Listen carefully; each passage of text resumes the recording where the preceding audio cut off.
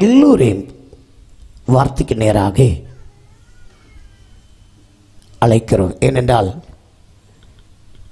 இல்லாததை உயிர்ப்பிக்கிறவரும் இல்லாததை உள்ளது போல அழைக்கிறவரும் மரித்ததை உயிர்ப்பிக்கிறவருமாகிய தேவன் தம்முடைய வார்த்தையை அனுப்பி எல்லா இப்போதும் செயல்பட்டு கொண்டே இருக்கிறார். அதனால அவருடைய வசனத்துக்கு மிக முக்கியம் இருக்கிறது. நற்செய்தி கூட்டங்கள் வித்தியாசமான காரியங்கள் நாம் அனுபவிக்கும். ஆனால் இந்த நற்செய்தி கூட்டங்களுக்கு நித்திய ஸ்நேகா சுதந்திர நாதம், நாதம் என்று சொல்லும்போது துணி என்ற அர்த்தம், சரியாக சொன்னால் எக்கால சத்தம்.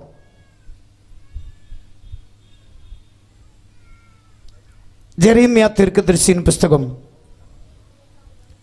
31வது அதிகாரம் 3வது வசனம். யாராவது தமிழ் வாசிக்கிறவங்க மைக்கில் வாசித்தால் அது கேட்கிற எல்லாருக்குமே ரொம்ப சந்தோஷமா இருக்கும். ஒரு மைக்கு இங்கே கொடுத்திருந்தால் நல்லா இருக்கும். மைக் இருக்கிறவங்க இப்போ இங்கே வாசிங்க. பூர்வ காலம் முதல் கர்த்தர் எனக்கு தரிசனையானார் என்பாய். ஆம், அநாதி சிநேகத்தால் உன்னை சிநேகித்தேன், ஆதலால் காருண்யத்தினால் உன்னை இழுத்துக் கொள்கிறேன். போதும்.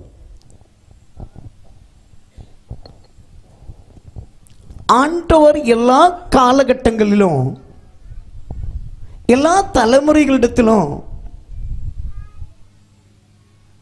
அவர் அன்பு காட்டிக்கொண்டே இருக்கிறார். ஆனால் மனிதர்கள் அவருடைய அன்பை புரிந்து கொள்வது சற்று வித்தியாசமாக இருக்கிறது. அதுக்கு காரணம் என்னவென்று கேட்டால், ஆதியாகமம் 1:26 பரிசுத்த வேதாகமம் நாம் வாசிக்கும் போது, தேவன் தமது சாயலின்படியும் ரூபத்தின்படியும் மனிதனை படைத்தார். என்ன காரணம் என்று கேட்டால், நித்திய அன்பு. அதுதான் காரணம் என்று சொன்னால், கடந்த கால நித்தியத்தில் இருந்து ஒரு ஆயுஷ்காலம் இந்த பூமிக்கு மண் சரீரத்தில் அனுப்பப்பட்ட மனிதன் மனித சரீரத்தில் வாழ்க்கை முடித்து மறுபடியும் மகிமையின் சரீரத்தில் என்றென்றைக்கும் ஆண்டவரோடு கூட இருக்க வேண்டும். இந்த பூமியில் மண் சரீரத்தில் நித்திய ஜீவனிலும் நித்திய அன்பிலும், மகிமையின் சரீரத்தில் மகிமையின் ராஜ்யத்தில் அவருடைய மகிமையில் என்றென்றைக்கும் இப்படிக்கு நித்திய தேவன் என்றென்றைக்கு தம்மோடு கூடி இருக்கும்படிக்கு மனுகுலத்தை படைத்தார்.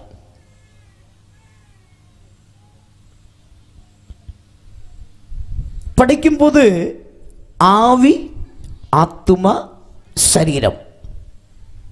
ஆவி என்று சொல்லுகிறது மனிதனிடத்தில் தேவனை குறித்த பகுதி. ஆத்துமா மனிதனை குறித்த பகுதி. சரீரம் 5 புலன்களோடு கூடியது, இந்த உலகத்தில் கம்யூனிகேட் பண்றதுக்கு. ஆவி ஆத்தும சரீர ஜீவனத்தை ஆண்டு கொள்ள வேண்டும். அதான் ஆளக்கடவார். ஆனால் மனிதர்கள் நம்முடைய சின்ன பிள்ளைகளை போல பாருங்க, அவங்க சும்மா ஓட்டிகிட்டே இருக்கும், தட்டிகிட்டே இருக்கும், முட்டிகிட்டே இருக்கும், அவங்க விழுந்துக்கிட்டே இருக்கும். அவங்களுக்கு அதோடைய கௌரவம் தெரியாது. ஆண்டவர் மனிதர்களிடத்தில் சொன்னது, ஒருபோதும் நாம் தமிழ்ல உறவு விட்டு வேறுபட்டு போகக்கூடாது. ஆனால் மனிதன் உறவு விட்டு வேறுபட்டு போற போது 3 in 1 ஆகிய மனிதன் 2 in 1 மாறினது. ஆவி, ஆத்துமா, சரீரம். இப்போ ஆவிக்குரிய மரணம் நடந்த போது மனிதன், ஆத்துமா, சரீரம் 2 in 1 வாழத் தொடங்குகிறது. இப்படி வாழ்ந்து கொண்டிருக்கிறதுனால மனிதனுடைய அன்பு மாமிச அன்பு, இவ்வுலகத்தின்படி. இப்ப நான் கன்னியாகுமரி டிஸ்ட்ரிக்ட்காரன். இன்னொரு ஆள் திருநெல்வேலி டிஸ்ட்ரிக்ட்காரன், இன்னொரு ஆள் கேரளாக்கார். மாமிசத்தின்படி நாம் வெவ்வேறு. நம் வீடை சுற்றி பார்க்கும்போது இந்த பக்கம் இருக்கிறாரு வேலை, இது சமுதாயத்தில் வேற, அது சமுதாயத்தில் இன்னொரு ஆள், இது இன்னொரு ஆள், நான் இன்னொரு ஆள். ஆனால் மனிதனை குறித்து ஆவியின்படி நாம் படிக்கும்போது நித்திய பிதா குமாரன் பரிசுத்த ஆவி ஆகிய தேவனை சொல்லுகிறார், நாம் நமது சாயலின்படியும் ரூபத்தின்படியும் மனிதனை படைப்போம். நித்திய தேவன் மனிதனை நித்தியமாக நேசித்தபடினால அவர் என்ன செய்தார்? அவருடைய நித்திய ஜீவனையும் நித்திய அன்பையும் கொடுத்தார். அதான் ஆவி. மனிதனிடத்தில் ஆவி என்று சொல்லும்போது நித்திய ஜீவனும் நித்திய அன்பும். நித்திய ஜீவன் என்று சொல்லும்போது மரணம் இல்லாத, மறிக்க முடியாத, என்றென்றைக்கு ஜீவனாயிருக்கிற, எந்த ஜீவனுக்கும் உறவிடமாயிருக்கிற தேவனுடைய பர்சனாலிட்டி. அதான் நித்திய ஜீவன். நித்திய அன்பு என்று சொன்னால் திடீரென்று நமக்கு கொஞ்சம் பேரை பிடிக்கும், கொஞ்சம் பேரை பிடிக்க மாட்டோம். சில ஆட்களை இனி முகத்திலே முழிக்க மாட்டோம். ஏன்? நம்முடைய அன்பு கொஞ்சம். தேவன் நித்திய தேவனாயிருக்கிறபடினால அவர் மனிதனை நித்தியமாய் நேசிக்கிறார், என்றென்றைக்கு நேசிக்கிறார். அது அவருடைய சுபாவம். அதான் பரிசுத்த வேதாகமத்தில் சொல்லுது, தேவன் அன்பாகவே இருக்கிறார், அன்பு கூறாதவன் தேவனே அறியான்.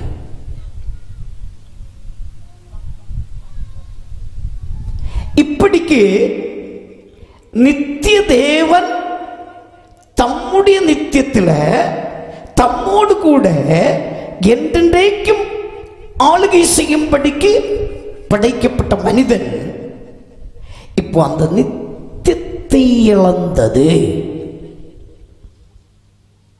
முதல் நாம் நித்தியத்தை இழக்கிறதை குறித்து பரிசுத்த வேதாகமம் நமக்கு கட்டித்தருகிறது. அது என்னவென்றால், தேவன் ஒன்று பாவம் இல்லாதவர். தேவன் யாரு? பாவம் இல்லாதவர். 2 பாவம் செய்யாதவர். 3 அவர் பாவத்தை தண்டியாமல் விட மாட்டார். அதான் அவருடைய பரிசுத்தம், அதான் அவருடைய நித்தியத்துவம். அவர் பாவம் இல்லாதவர், பாவம் செய்ய முடியாதவர், பாவத்தை கண்டால் தண்டியாமல் விட மாட்டார். நம்ம எல்லாம் எப்படி? வாய்ப்பு கிடைக்காததுனால பாவம் செய்யவில்லை. ஒரு பாவம் செய்ய வாய்ப்பு கிடைத்தா நம்ம அதுக்கு சப்போர்ட் பண்ணோம். பாவத்தை தண்டிக்கிறது இல்லை. அதான் நித்தியமான காரியங்களில் நாம் வேறுபடவில்லை. காரணம், நாம் மாமிசத்துக்குரியவர்களாய் வாழ்ந்து கொண்டிருக்கிறோம்.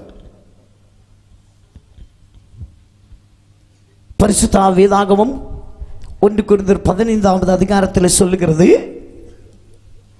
இது மாமிசத்துக்குரிய கூடாரம். இந்த மண் சரீரம் இந்த உலகத்தில் மட்டுமுள்ளது. இது இந்த அழிவுள்ள உலகத்தில் வாழுவதற்கு இது போதும். ஆனால் அழிவில்லாத ராஜ்யம் அங்கே போக வேண்டுமானால் அழிவில்லாத சரீரத்தை நாம் பெற்றுக்கொள்ள வேண்டும். பாவம் செய்த ஆத்துமா ஆவியை விட்டு வேறுபட்டதினால, அப்ப பாவம் என்ன ஒரு கேள்வி வரும்போது, ஆண்டவர் கட்டளையிட்டதை கீழ்ப்படியாமல் விட்டு மாறுவது. அதுக்கு நிறைய காரணங்கள் நமக்கு காண முடியும். சிம்பிளா நம்ம எடுத்துக்கொள்ள வேண்டியது, புரிந்து கொள்ள வேண்டியது, நான் என்ற இந்த ஆத்துமாவும் என்னுடைய இந்த சரீரமும் ஆவியின் ஆளுகைக்காக படைக்கப்பட்டார். கொஞ்சம் கவனிங்க. நித்திய ஜீவனும் நித்திய அன்புமாகிய ஆவியை என் ஆத்துமா சரீரத்தை ஆண்டு கொள்ளும்படிக்கு நித்திய தேவன் படைத்தார். ஆனால் என்ன நடந்தது? மாமிசத்தின் இச்சையின்படி, சுயத்தின் இச்சையின்படி, ஜீவனத்தின் பெருமையின்படி எனக்கு பிடித்ததை நான் செய்வேன். சுயம் சுயம். ஆவியின்படி வாழ வேண்டிய வாழ்க்கை மாமிசத்திற்கும் சுயத்திற்கும் ஜீவனத்தின் பெருமைக்கும் விட்டு கொடுத்தது பாவம். பாவங்கள் நிறைய காரியங்கள் இருக்கிறது. ஜென்ம பாவம் இருக்கிறது, கர்ம பாவம் இருக்கிறது. தெற்று செய்கிறது பாவம், சரி செய்ய தெரிந்தும் செய்யாமல் இருக்கிறதும் பாவம். ஆண்டவர் நம்மை நித்தியமாய் நேசிக்கிறபடினால் தமது சாயலின்படியும் ரூபத்தின்படியும் அவர் நம்மை படைத்தார். அவர் எல்லாவற்றுக்கும் முன்னமே உள்ளவர், அவர் எல்லாவற்றுக்கும் பிந்தினவர், அவர் நித்திய தேவனாயிருக்கிறார். வெளிப்பாடு புஸ்தகம் 1வது அதிகாரம் 17வது வசனத்தை வாசிக்கலாமா? ஒரு சில வசனங்கள் வாசித்து தான் ஆகணும்.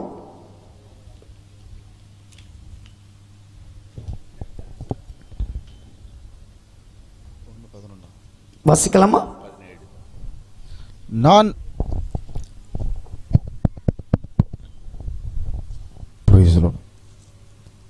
நான் அவரை கண்டபோது செத்தவனைப் போல அவருடைய பாதத்தில் விழுந்தேன். அப்பொழுது அவர் தம்முடைய வலது கரத்தை என்மேல் வைத்து என்னை நோக்கி, பயப்படாதே, நான் முந்தினவரும் பிந்தினவரும் உயிருள்ளவருமாயிருக்கிறேன். மரித்தேன், ஆனாலும் இதோ சதா காலங்களிலும் உயிரோடு இருக்கிறேன்.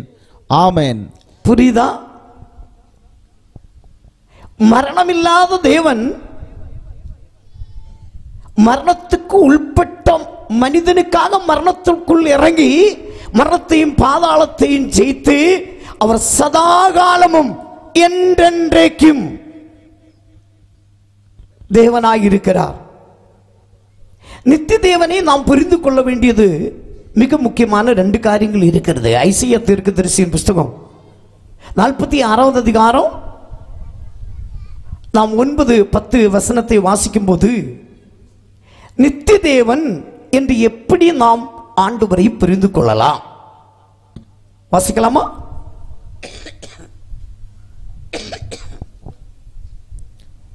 முந்தி பூர்வ காலத்தில் நடந்தவைகளை நினையுங்கள். நானே தேவன், வேறொருவரும் இல்லை. புரியுதா? நானே தேவன். பூர்வ காலம் என்று சொல்லுகிற நித்தியத்தில் நடந்தது அது அவருக்கு மட்டும்தான் தெரியும். ஏன்னா அவர் தான் நித்திய தேவன்.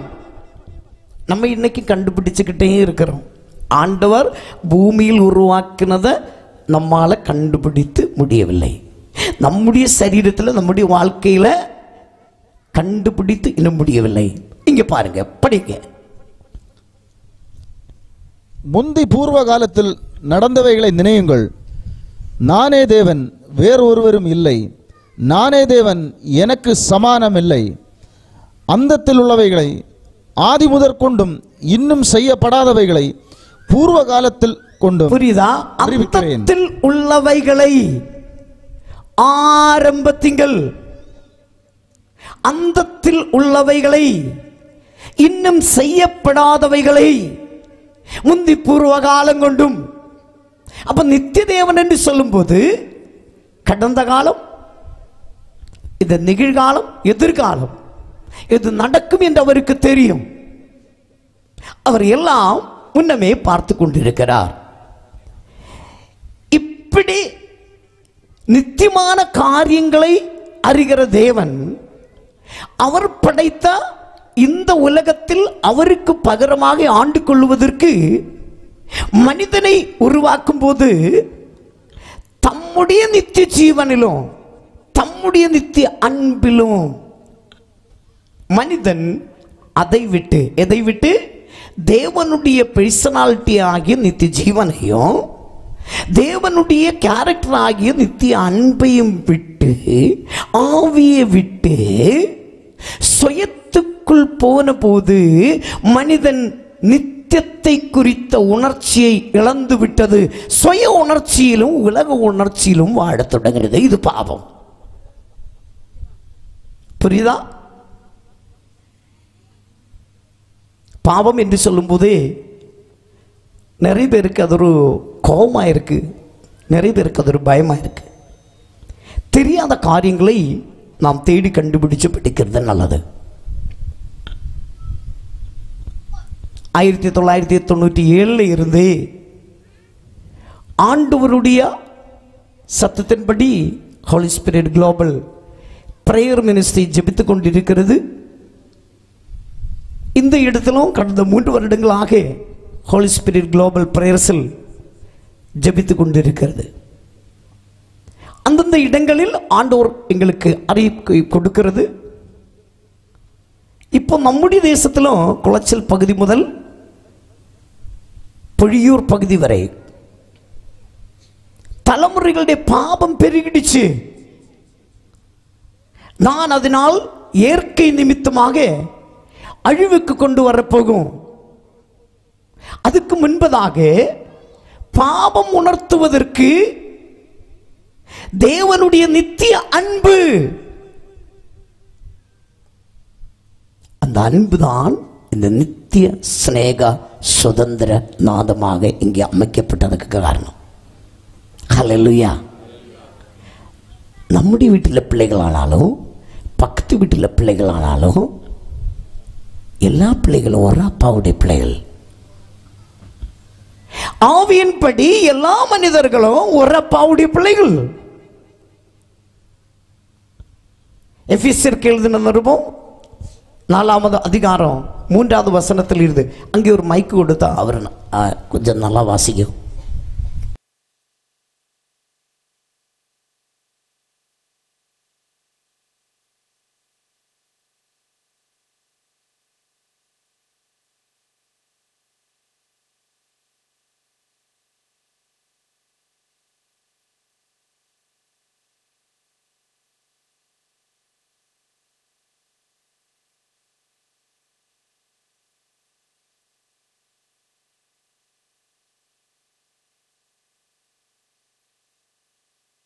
கட்டினால் ஆவியின் ஒருமையை காத்துக்கொள்ளுவது. புரியுதுங்க?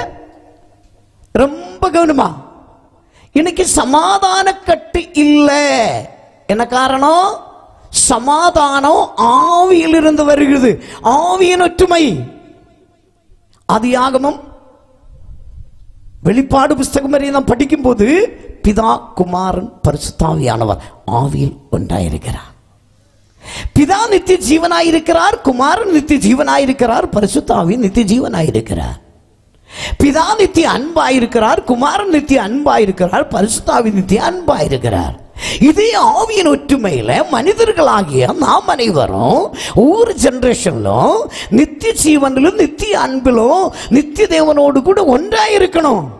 அதான் பூமியில மண் சரீரத்தில் இருக்கும்போது ஆண்டவராகிய இயேசு கிறிஸ்து தம்முடைய மகா சாரி ஜெபத்தில் யோவான் சுவிசேஷம் 17வது அதிகாரத்தில் அவர் ஜெபிக்கும் போது, பிதாவே நாம் ஒன்றாயிருப்பது போல இவரும் நம்மை போல் ஒன்றாயிருக்கும்படியே. சமாதான கட்டினால் ஆவியின் ஒற்றுமையினால். இன்றைக்கு அது இல்லை. படிய மக்கள் சமாதான கட்டினால் ஆவியின் ஒருமையை காத்துக் கொள்வதற்கு, புரியுதா, ஜாக்கிரதையா இருங்கள். இது காத்துக் கொள்வதற்கு ஜாக்கிரதையா இருக்கலாம். எனக்கு ஆவியின் ஒற்றுமை, இவருக்கும் ஆவியின் ஒற்றுமை. அப்ப நம்ம 2 பேரும் அதை காத்துக் கொள்வதற்கு நம்ம, இது எனக்கு இல்லை அவருக்கு இல்லை, அவருக்கு இருந்தா எனக்கு இல்லை, எனக்கு இருந்தா அவருக்கு இல்லை. ஏன்? ஆண்டவரே ஆண்டவரே என்று கூப்பிடுகிற மனிதர் எல்லாருமே, எந்த மதத்தில், எந்த ஜாதியிலும், எந்த கோத்திரத்தில், எங்கே ஆனாலும் எல்லாரும் ஆண்டவரிடத்தில் நம்பிக்கையா இருக்கிறோம். அது முக்கியம். பட் ஆவியின் ஒற்றுமை காத்துக் கொள்வதற்கு ஜாக்கிரதையாக இருக்கிறது இல்லை. காரணம், ஆவியின் படி எல்லாம் வாழுகிறது மாமிசத்தின்படி, மாமிச உறவின்படி, இந்த உலகத்தில் பிறந்து வளர்ந்ததின்படி.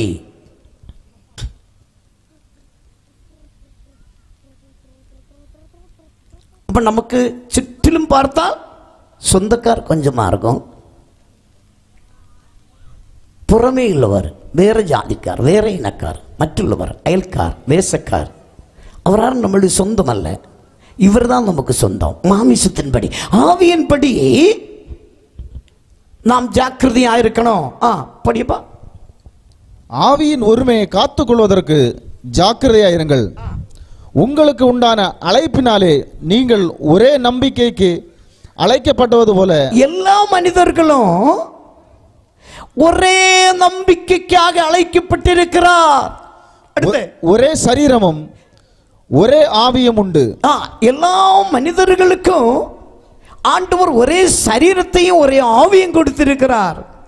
ஒரே கர்த்தரும் ஒரே விசுவாசமும். எல்லாருக்கும் ஒரே கர்த்தர், கர்த்தத்துவம் நடத்துற ஒருவர்.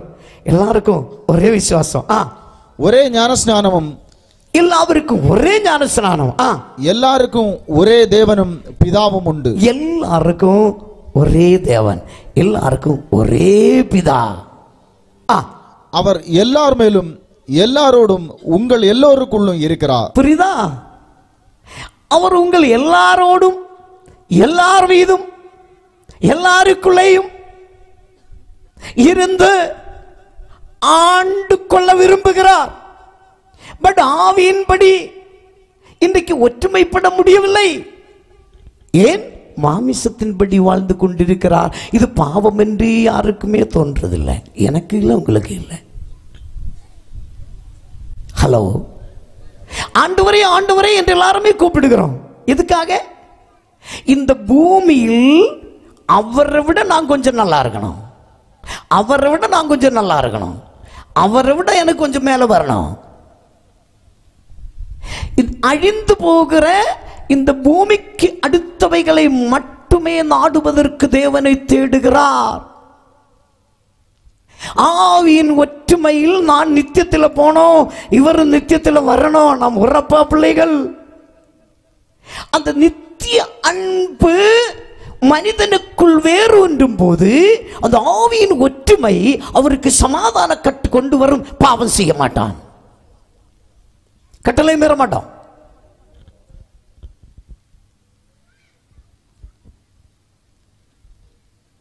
அப்ப இன்றைக்கு பாருங்க, பரிசுத்த வேதாகமம் என்ன கற்றுத் தருகிறது? பிள்ளைகள் கர்த்தரால் வரும் சுதந்திரம். தாயின் தகப்பனுக்கும் ஆண்டவர் பிள்ளைகளை கிஃப்டாக கொடுக்கிறார்.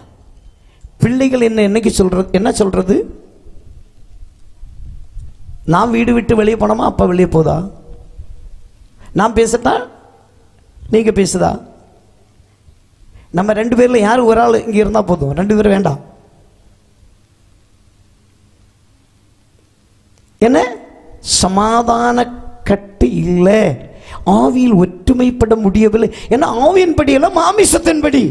மாமிசத்தின்படி வரும்போது மாமிசத்தின் இச்சை. யோவான் சுவிசேஷம் 8வது அதிகாரம் 44வது வசனத்தை படிக்கும் போது அந்த மாமிசத்தின் இச்சை அதை குறித்து அங்கே சொல்லி இருக்கிறார். என்ன சொல்லியிருக்கா? நீங்கள் உங்கள் பிதாவினுடைய இச்சைகளை செய்யாமல் நித்தியத்தை இழந்த பிசாசானவனுடைய இச்சைகளின்படி நீங்கள் செய்ய மனதாயிருக்கிறீர்கள். நீங்கள் உங்கள் பிதாவாகிய பிசாசினால் உண்டானவர்கள், உங்கள் பிதாவினுடைய இச்சைகளின்படி செய்ய மனதாயிருக்கிறீர்கள். அவன் ஆதி முதற் கொண்டு மனுஷ கொலைபாதகனாய் இருக்கிறான். சத்தியம் அவனிடத்தில் இல்லாதபடியால் அவன் சத்தியத்திலே நிலை நிற்கவில்லை. புரியுதா? அவன் பொய்யனும் பொய்க்கு பிதாவுமாய் இருக்கிறபடியால். இங்க நீங்க புரிந்து கொள்ளுங்க, பிசாசு யார் என்று கேட்டால், இப்ப நாங்க ரெண்டு பேரும் நிக்கிறோம், ரெண்டு பேரும் ஆண்டவருடைய பிள்ளைகள். இதுல யாரு ஆண்டவரை மீறுகிறதோ அவன் தான் பிசாசு. என்ன காரணம்? சத்திய தேவன் நித்தியமாய் வாழ்வதற்கு எனக்கும் அவருக்கும் கட்டளையிட்ட சத்தியவசனம் யாருக்குள் இல்லையோ அவன் என்ன செய்கிறான்? சுயத்திலே இருந்து பேசுகிறான். சத்தியம் அவனுக்குள் இல்லாதபடியினால அவன் சுயத்திலே பேசி இந்த மனிதனையும் ஆண்டவரிடத்தில் இருந்து திருடவும் அறுக்கவும் கொல்லவும் செய்கிறான். பாவம் என்று யாருக்கும் தோன்றவே இல்லை. ஹலோ, இப்படிக்கு ஒருவன் ஒருவனுக்கு விரோதமாக. பரிசுத்த வேதாகமத்தில் அழகான கேள்விகள் இருக்கிறது. நீ எங்கே? உன் சகோதரன் எங்கே? உடனே சகோதரன் என்ன பதில் கொடுக்கிறான்னு தெரியுமா? வயலில் அவனை கொலை பண்ணிட்டு, ஏன் நான் என் சகோதரனுடைய காவல்காரனா? கர்த்தர் காயினை நோக்கி, வேண்டாம் வேண்டாம், எல்லாம் இப்போ வாசிக்கண்டாம். நான் சொல்றது பற்றி சில முக்கியமான வசனங்கள் மட்டும், என்னால் இன்னைக்கு நம்முடைய முன்பதாக சமயம் ரொம்ப கம்மியா இருக்கிறது. நான் சொல்றது புரியுதா? நித்திய அன்பு ரெண்டு பேருக்குள் வேறுபட்டால் ஆவியின் ஒற்றுமையில் சமாதான கட்டினால் அவர்கள் சுயத்தை ஜெயிக்கும், ஆவிக்கு கீழ்ப்படியும். சுயம், நான், எனக்கு, என்னுடைய விருப்பம். நிறைய நம்ம பத்திரிகையில் படிக்கும்போது, மீடியாஸில் நம்ம படிக்கும்போது, சுயம் பெருகிட்டு இருக்கிறதுனால பாவம் அதிகமாயிடுச்சு. பாவம் அதிகமாயிடு இருந்த போது ஆண்டவர் தம்முடைய தண்டனை அங்கே கொண்டு வர வேண்டிய சூழ்நிலைமை வந்தது. ஒரு தேசம் அழிந்து போகிறது ஆண்டவர் விரும்பவில்லை. ஒரு தலைமுறை அழிந்து போகிறது ஆண்டவர் விரும்பவில்லை. அதனால தான் பாவம் செய்து ஒருவனுக்கு விரோதமாக எழும்பி இரண்டு பேரும் ஒடுங்கி போகிறது. இந்த நேரத்தில் பாவத்தை உணர்த்துவதற்கு ஆண்டவர் அந்தந்த காலங்களில் தம்முடைய தீர்க்கதரிசிகளை வைக்கிறார், தூதர்களை அனுப்புகிறார், எப்படியாவது பேசுகிறார். எதற்கு? பாவம் அழிந்து போக வேண்டும். ஆபிரகாமோடு கூட புறப்பட்டா லோத்து இருந்த இடத்துல ஓரினை சேர்க்கை பாவம் பெருகிடுச்சு. பாவம் பெருகின போது ஆண்டவர் அங்கே எச்சரிக்கை கொடுக்கிறார். ஆபிரகாமே, நீ லோத்துட்ட சொல்லு, அங்கிருந்து ஓடி போறதுக்கு. ஏன்னா இந்த ஜனம் பாவம் அதிகமாயிடுச்சு. உடனே ஆபிரகாம் கொஞ்சம் யோசித்து பார்த்தான். என்னுடைய சகோதர புத்திரன் லோத்து நல்ல மனிதன், நல்ல மனிதன். கிட்டத்தட்ட அவனுக்கே 4000 பேர் வேலைக்காரர்களும் மற்றுமாக விவசாயத்துக்கு எல்லாத்துக்குமே இருக்கிறது. அதனால ஆபிரகாம் கேட்ட, ஆண்டவரே 100 பேர் இருந்தால் சரி, அந்த தேசம் நியாய தீர்ப்பில் இருந்து விடுதலையாக்கப்படும். ஆபிரகாம் கணக்கை கூட்டி பார்த்தார். ஆண்டவரே, ஒரு 100 வராது, 90. சரி, 80, 70,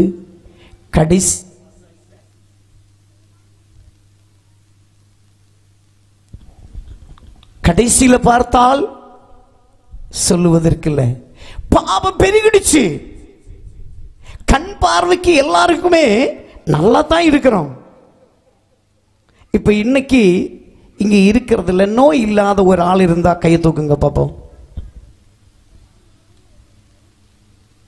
எல்லாருக்குமே நோய் உண்டு, அது ஒரு உண்மை.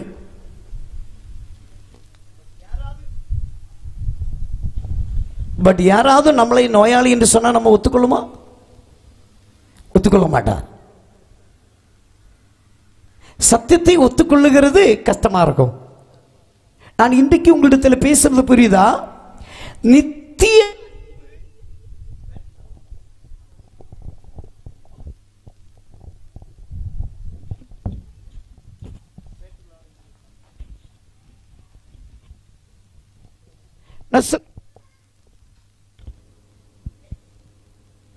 கவனிங்க,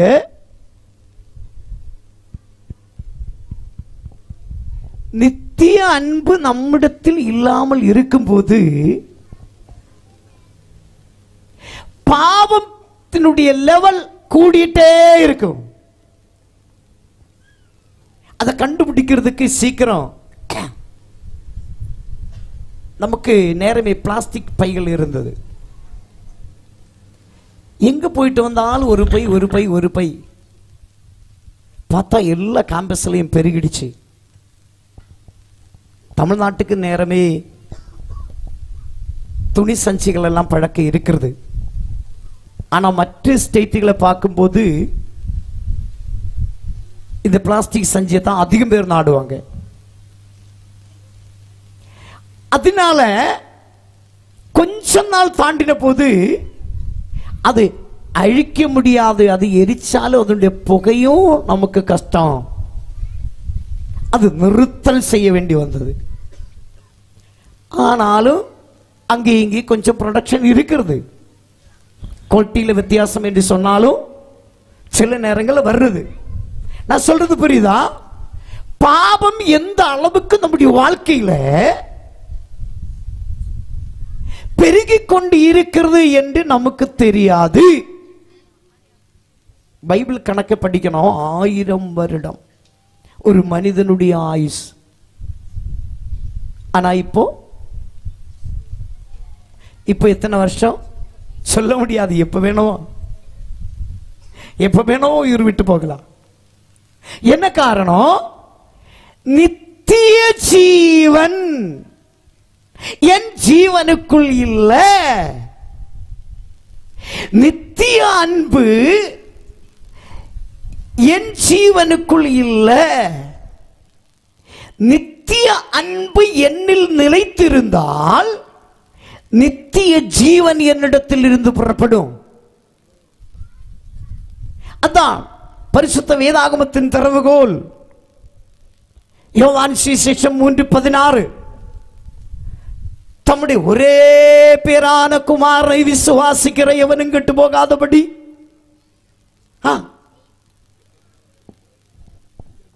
நித்திய ஜீவனை அடையும்படிக்கு இப்படிக்கு நித்தியமாய் நம்மை நேசித்தார். தேவன் தம்முடைய ஒரே பேரான குமாரனை விசுவாசிக்கிறவன் எவனோ அவன் கெட்டு போகாமல் நித்திய ஜீவனை அடையும்படிக்கு அவரை தந்தருளி இவ்வளவாய் உலகத்தில் அன்பு கூர்ந்தார். புரியுதா? நித்திய அன்பு உலகத்தில் மாமிச சரீரத்தில் வந்தபோது நமக்கு கொடுத்தது நித்திய ஜீவன்.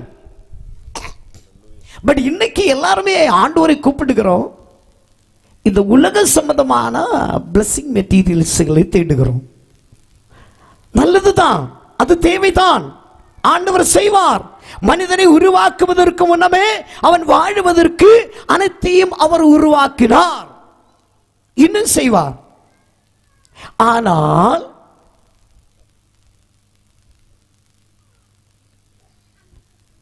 ஆண்டவரோடுள்ள உறவில் ஒன்றாய் இருக்க மனிதன் விரும்பவில்லை.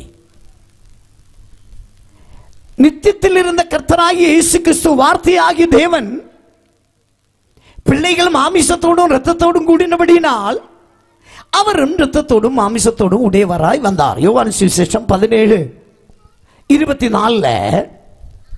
பிதாவே, உலக தோற்றம் முதல் நீர் என்னில் அன்பாயிருந்தபடியினால்.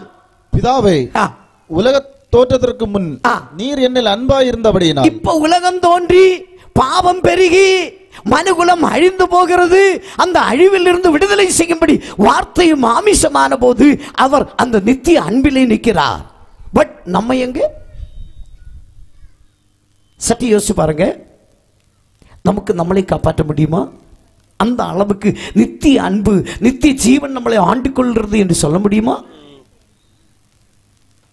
நம்முடைய குடும்பத்துக்குள்ள, நம்முடைய அயல் பக்கத்துல, நம்ம தேசத்துல நாம் நித்திய அன்பில் நிறைந்திருக்கிறதா? இப்போ இயேசு நித்திய அன்பில் நிறைந்திருக்கிறார். அதனால அடுத்த அவர் என்ன சொல்லுகிறார்? நீர் எனக்கு தந்த மகிமை, நீர் எனக்கு தந்த என்னுடைய மகிமையை நான் எனக்கு தந்தவர்கள் காணும்படியாக. புரியுதா? பிதா குமாரனுக்கு கொடுத்த நித்திய ஜீவன் அவன் மட்டும் அனுபவிக்கும்படி அல்ல, குமாரன் எல்லோருக்கும் நித்திய ஜீவனை கொடுக்கும்படி ஆவியின் ஒற்றுமையினால் சமாதான கட்டினால் அவர் எவ்வளவு எச்சரிக்கையா இருக்கிறார். அதனால தான் அவர் பாவம் செய்யவில்லை. நம்மை பொறுத்த அளவில் இன்னைக்கு நல்ல முயற்சிகள் உலகத்தில் நடக்கிறது. ஒரு சின்ன தொழிலாளர் சங்கம் கூட ஒரு சேர்ந்தால் 4 பேருக்கு வீடு வச்சு கொடுக்கிறது, நிறைய உதவிகள் பண்றது நல்லது. எல்லாம் மாமிசத்தின்படி, மாமிசத்துக்காக மட்டும். நித்தியமானவைக்கின்றி ஆவியின்படி இல்லை. ஆவியின்படி நாம் வளர்ச்சி அடையணும். நித்திய ஜீவன் என்னை ஆண்டு கொண்டால் நான் ஆவியின்படி இருக்கலாம். இப்ப இயேசு தான் சொல்றது, நீர் எனக்கு தந்த என்னுடைய மகிமை நித்திய ஜீவன், அது நீர் எனக்கு தந்தவர்கள் காணும்படியாக நான் அவர்களுக்கு கொடுக்க போகிறேன். நான் எங்கே இருக்கிறேனோ, காரணம் எதுக்கு கொடுக்கிறேன்னு தெரியுமா? அதான் 3வது பகுதி. நான் எங்கே இருக்கிறேனோ அங்கே அவர்களும் என்னோட கூட இருக்க விரும்புகிறேன். அவர்களும் என்னோடு கூட இருக்க நான் விரும்புகிறேன். அந்த விருப்பம் நமக்கு வரவில்லை. ஆண்டவரே ஆண்டவரே என்று கூப்பிடுகிறது அல்லாமல், ஆண்டவர் இருக்கிற நித்தியமான இடத்தில் அவரோடு கூட மகிமையின் சரத்தில் ஒன்றாயிருக்கிறதற்கு மனிதன் விரும்பவில்லை. பாவம். சுயநலத்துக்காக ஜெபிக்கிறது, சுயநலத்திற்காக செயல்படுகிறது, எல்லாமே பாவம். கூட்டி சேர்க்கவில்லை, பிரிந்து போகிறது. நான் எங்கே இருக்கிறேனோ, அவர் எங்கே இருக்கிறார்? இப்ப எங்கே இருக்கிறார்? எபிரேயருக்கு எழுதின நிருபம் 1வது அதிகாரம் 3வது வசனத்தை நாம் வாசிக்கும் போது அங்கே எழுதப்பட்டிருக்கிறது, தம்மாலதாமே பாவங்களுக்கு பரிகாரம் உண்டு பண்ணின பிறகு அவர் நித்திய ஜீவனோ நித்திய அன்புமாயிருந்தபடியினால் பாவத்தில் அழிந்து போகிற மனிதனுக்கு தம்மாலதாமே அவருடைய பாவங்களுக்கு பரிகாரம் வருத்தின பிறகு அவர் உன்னதங்களில் பிதாவினுடைய வலது பாசத்தில் உட்கார்ந்து கொண்டிருக்கிறார். அப்ப நம்ம ஏன் பாவம் செய்கிறது? ஏன் ஆண்டவருடைய ஆளுகைக்கு நாம் நம்மளை விட்டுக் கொடுக்கவில்லை? நித்தியமானதை நாம் விரும்புகிறது இல்லை. Hello hello. பாவம் ஆண்டவருக்கு கீழ்ப்படியாய்மை, ஆண்டவர் விரும்புகிற இடத்தில் நாம் இல்லாமல் இருக்கிறது. இன்றைக்கு இப்படி பாவம் பெருகிட்டே இருக்கிறது.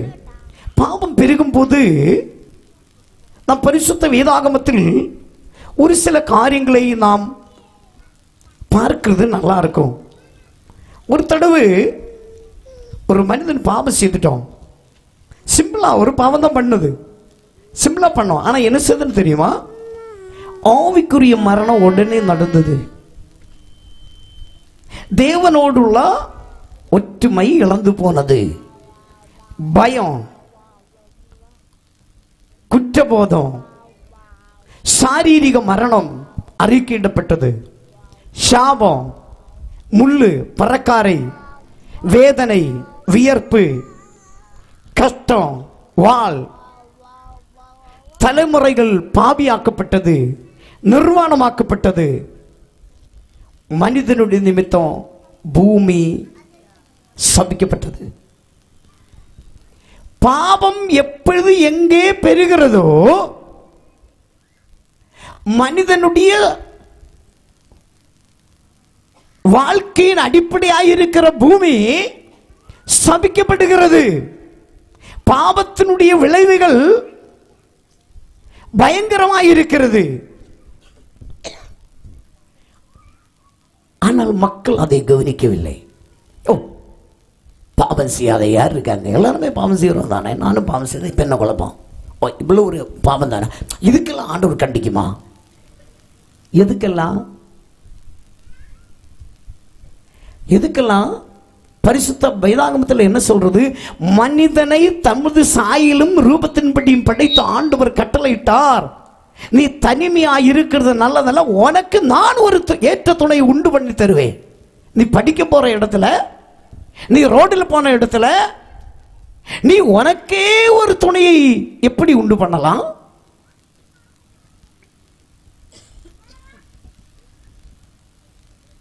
உனக்கு நான் உண்டு பண்ணி தருவேன். உன்னை படைத்த நான், தேவன் எனக்காக செய்ய வேண்டிய ஆளுகை எனக்கு உள்ளே நான் அனுமதிக்க மாட்டோம், வெளியே அனுமதிக்க மாட்டோம். பாவம்.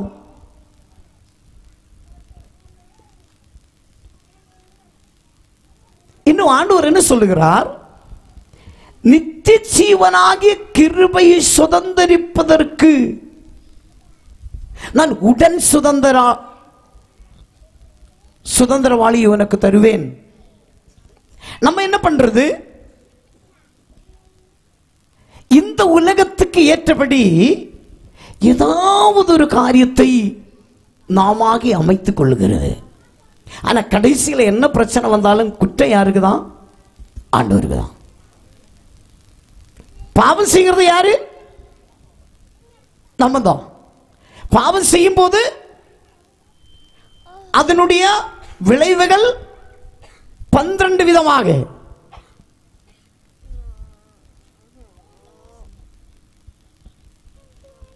இப்படி பார்க்கும்போது ஒவ்வொருத்தரும் ஒவ்வொரு விதத்தில் எந்த காரியத்தில் எடுத்து பார்த்தாலும் பாவத்தை செய்து கொண்டு கடந்த கால நித்தியத்தில் இருந்து பூமிக்கு வந்த மனிதர்கள் நித்திய உணர்ச்சியை இழந்து, நித்திய ஜீவனும் நித்திய அன்பும் ஆகிய ஆவியை இழந்து, சுய உணர்ச்சி ஆகிய ஆத்மாவினுடைய சுயத்திலும் உலக உணர்ச்சியின் ஆகிய சரீரத்தின் உணர்ச்சியிலும் மாமிசத்தின் உணர்ச்சியிலும் வாழ்ந்து கொண்டிருக்கிறது. இப்போ அது தேவனுடைய கோபத்துக்கு காரணமாகும். அதான் உலக நாடுகள் எல்லாம் எடுத்தா நமக்கு தெரியும். நேற்றைக்கு கூட எவ்வளவு கொடூரமான வார்த்தைகளை கேட்கிறான். 3 வயசு பிள்ளையா இன்னொருத்தன் பீடிப்பிப்பதற்கு சொந்த தாயோடு அறிவோடு பண்ணுகிறான். கடைசியில் கொலை பண்ணி போட்டோம். நம்முடைய நாட்டில் நடக்கிற எல்லா விதமான பாவங்களையும் நீங்க பாருங்க. எக்கட்டான சில சூழ்நிலைமைகள் வரும்போது மனிதன் தற்கொலை பண்றதுக்கு ஏதாவது ஒரு பாய்சனை யூஸ் பண்றோம். அது உள்ளே போன பிறகு வேண்டாம் வேண்டாம் எனக்கு வாழணும், இனி அது ஓடிட்டு தான் இருக்கும், வர முடியாது. சில நபர்களாவது இந்த ஹாஸ்பிட்டல் எல்லாம் கொண்டு போய் வயரெல்லாம் கிளீன் பண்ணி வந்து ரொம்ப கஷ்டப்பட்டு நடக்கிறவங்கள்ட்ட பார்த்தா இனி எனக்கு இப்படி ஒரு காலத்திலும் பண்ண வேண்டாம். மெடிக்கல் காலேஜில் சில வார்டுகள் இருக்கிறத நம்ம போனால் இந்த தற்கொலை முயற்சி பண்ணி கொண்டு இருக்கிறவங்களுக்கு டைமுக்கு எதையும் கொடுக்க மாட்டான். ஒரு தடவை நான் அங்கே ஒரு வார்டில் போன போது ஒரு பிள்ளை ரொம்ப கஷ்டப்படுது. நான் கேட்டேன், என்ன சிஸ்டர் இங்கே பெட்டு ஒழிவு கிடக்கு, தரையில் போட்டிருக்கு, என் மருந்து வாங்கி வச்சிருக்கு கொடுக்கலன்னு அவங்க வீட்டுக்கார சொல்றீங்க, நீங்கள் இது பயன்படுத்தலைன்னு கேட்டால் இவ்வளோ 16 வயசில் வேற ரத்தத்தை ஊற்றி வளர்த்தி அந்த தாயையும் தகப்பனையும் மறுத்து போய் தற்கொலை முயற்சி பண்ணிட்டு வந்தால அதனுடைய வருத்தம் என்னன்னு கொஞ்சம் அவன் அறியட்டும். நான் சொல்றது புரியுதா? பாவம் என் உயிரை நித்தியமான அழிவுக்கு நேராக கொண்டு போகிறது. 2 சரீரத்தில் நான் வாழ வேண்டிய காலம் வாழாமல் போகிறது. அழகாக 2 கொரிந்தியர் நிருபம் 5ஆவது அதிகாரத்தில் பவுல் சபையை அறிவிக்கிறார். ஒன்று வாசிக்கலாமா? 2 கொரிந்தியர். பூமிக்குரிய கூடாரமாகிய நம்முடைய வீடு அழிந்து போனாலும் தேவனால் 4வது வசனம் இந்த கூடாரத்தில் இருக்கிற நாம் பாரம் சுமந்து தவிக்கிறோம். இந்த போர்வையை களைந்து போட வேண்டும் என்று விரும்பாமல் மரணமானது ஜீவனாலே விழுங்கப்படுவதற்காக போர்வை தரித்தவர்களா இருக்க வேண்டும் என்று விரும்புகிறோம். புரியுதா? சாரீரிக மரணம் சரீரத்தில் வச்சு பாவம் நடந்ததுனால மனிதனுக்கு ஆண்டவர் சாரீரிக மரணத்தை கட்டளையிட்டு இருக்கிறார். பட் அநேக மனிதர் எப்படியாவது இந்த போர்வையை களைந்து போட வேண்டும், தற்கொலை பண்ண வேண்டும். உலகத்தில் சரீர வாழ்க்கையை முடித்து போகிற மனிதர்கள் ஒன்றி அவர் செய்த பாவத்தினாலே அவருடைய வாழ்க்கையின் ஆசீர்வாதங்கள் இவ்வுலகத்தில் பெற்றுக்கொள்ள வேண்டியதை பெற்றுக்கொள்ளாமல் அவர்கள் போகிறார்கள். ஆனால் பவுல் என்ன சொல்லுகிறார்? என்னுடைய சாரீரிக மரணமானது நித்திய ஜீவன் தந்த அந்த ஜீவ தேவனாலே என்னுடைய மரணம் நடந்து என் சரீரத்தை விட்டு நான் மகிமையின் சரீரத்தில் நித்திய ஜீவனோடு கூட என்றைக்கும் இருக்கணும். பட் நம்முடைய எல்லாம் சிந்தனை என்னன்னா, புசிப்பது, குடிப்பது, திருமணத்துக்கு பண்றது, திருமணத்துக்கு கொடுப்பது, நாளைக்கு செத்துரும். இந்த பூமிக்கு அடுத்தவைகளை. நித்தியமான வாழ்க்கையை குறித்து மனிதர்கள் உணர்ந்து கொள்றது இல்லை. அதனால தான் பாவம் பெருகும் போது சாபமும் பெருகும். அப்ப நியாய தீர்ப்பு உண்டாகும். அப்படி நியாய தீர்ப்பு வரும்போது நமக்கு எந்தவித துக்கம் இல்லை, பிரச்சனை இல்லை. என்ன டெய்லி நிறைய சாகிறோம்ல. பட் படைத்த தேவன் சொல்லுகிறார், நான் என் சாயலும் சொருகமாக படைத்த மனிதன் அழிந்து போகிறதுல எனக்கு விருப்பம் இல்லை. நித்திய அன்பை இழந்ததுதான் பாவம் செய்வதற்கு காரணம். நித்திய அன்பில மனிதன் ரீப்ளேஸ்மெண்ட் பண்ணப்பட்டால் அவன் என்ன செய்ய மாட்டான்? பாவம் செய்ய மாட்டான். நித்தியமான வாழ்க்கை குறித்து, நித்திய அன்பை குறித்து, நித்திய உலகத்தை குறித்து, நித்திய ஜீவனை குறித்து, நித்தியமான காரியங்களை குறித்து அறிவில்லாததுனால மனிதன் என்ன செய்கிறான்? பாவத்தை தாராளமா செய்கிறான். எல்லாரும் சொல்றது அப்படிதான். செத்த பிறகு யாரு அதெல்லாம் இந்த கொஞ்ச காலம் இது ஒன்றும் பிரச்சனை இல்லை. ஆனால் தானியேலின் புஸ்தகம் 12வது அதிகாரம் 2வது வசனத்தை வாசிக்கலாமா? மத்தேயு சுவிசேஷம் 25வது அதிகாரம் 46வது வசனத்தை வாசிக்கலாமா? இந்த 2 புஸ்தகங்களை நாம் படிக்கும் போது, ஒன்று பழைய ஏற்பாடுல, இன்னொன்று புதிய ஏற்பாடுல முதல் புஸ்தகம். அங்கே தானியேல் புஸ்தகத்தில் இன்றைக்கு சரீரத்தில் இல்லாத சரீரத்தை விட்டு போனவர்களை குறித்து சொல்லி இருக்கிறார். சிலர்கள் நித்திய ஆக்கினிக்கென்று பூமியின் தூளிலே நித்திரை பண்ணுகிறவர்களாகிய அநேகரில் சிலர் நித்திய ஜீவனுக்கும் சிலர் நித்திய நிந்தைக்கும் இகழ்ச்சிக்கும் விழித்து எழுந்திருப்பார்கள். புரியுதா? சரீர மரணம் ஒருவேளை, சரீர வாழ்க்கை ஒருவேளை 100 வருடத்தில் முடியும். பட் நித்திய நிந்தையோ நித்திய நிகழ்ச்சியோ அது நித்திய காலம், நித்தியமாய் உள்ளது. இந்த உலகத்துல இப்போ நீங்க கூட்டி பாருங்க எத்தனை வயசாச்சுன்னு. எனக்கு 55 ஆயிடுச்சு.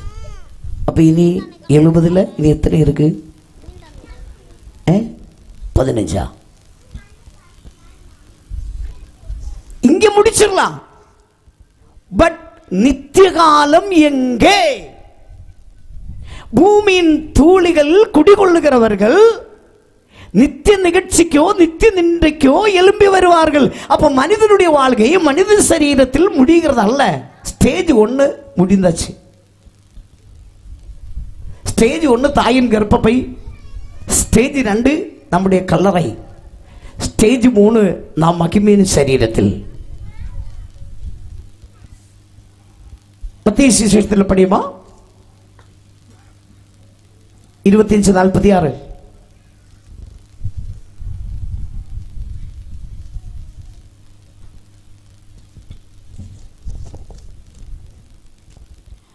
அந்தபடி இவர்கள் நித்திய ஆக்கினியை அடையவும் நீதிமான்களோ நித்திய ஜீவனை அடையவும் போவார்கள் என்றார். புரியுதா? நேரமே சொன்னது பூமியின் தூளியில் நித்திரை அடைந்தவர்கள். இப்ப சொல்றது உயிரோடு இருக்கிற நம்மளை குறித்து. இப்படி வாழ்ந்தால், ஆவியின்படி வாழ்ந்தால் நித்திய ஜீவனுக்கு என்று போகும். பூமியில 100 வருடத்துக்கு உள்ள முடிந்து போச்சு.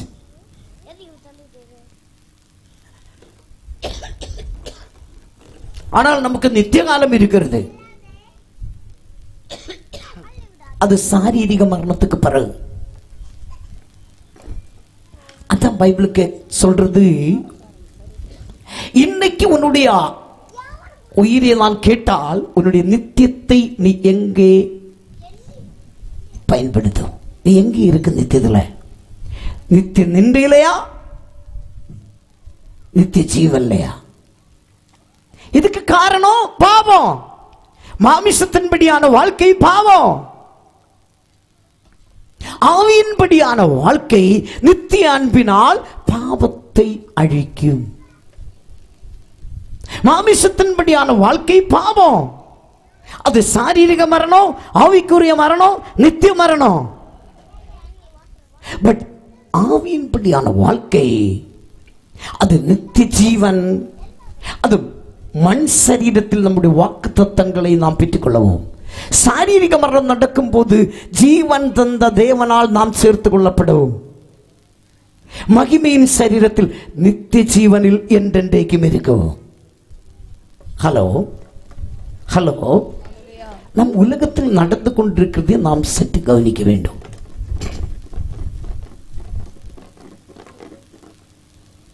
நாம் நம்முடைய வாழ்க்கையை ஆராய்ந்து இந்த நாட்களில் நம்முடைய தேசம், நம்முடைய கிராமங்கள், நம்முடைய பட்டணங்கள், நம்முடைய அயல்பக்கம், நம்முடைய பிள்ளை படிக்கிற ஸ்கூல் பிள்ளைகள், சேர்ந்து வேலைக்கு போறவங்க எல்லாருமே நித்திய அன்பினாலும் நித்திய ஜீவனாலும் புதுப்பிக்கப்பட வேண்டியது அவசியம். அப்பதான் பாவமும் மரணமும் மனுகுலத்தை விட்டு மாறும். பாவத்தால் வருகிற மரணம் ஆவிக்குரிய மரணம், சாரீரிக மரணம். நித்திய ஜீவன் தந்த தேவன் பாவமில்லாத வாழ்க்கையும் சாரீரிக வாழ்க்கை முடியும் போது சரீரத்தில் இருந்து நம்மளை நித்தியத்தில் எடுத்துக்கொள்ளும். அது அந்த 2 கொரிந்தியர் 5வது அதிகாரத்தில் 9-10 வசனத்தில் சொல்லி இருக்கு. ஒரு மர்மம் பவுல் சொல்லுகிறார். பாவம் நடந்ததுனால இந்த மண் சரீரம் பரலோகத்துக்கு கொண்டு போகாது. அதனால மண் சரீரத்தில் இருக்கும் காலம் நான் தேவனை விட்டு தூரமாயிருக்கிறேன் என்று அறிகிறேன்.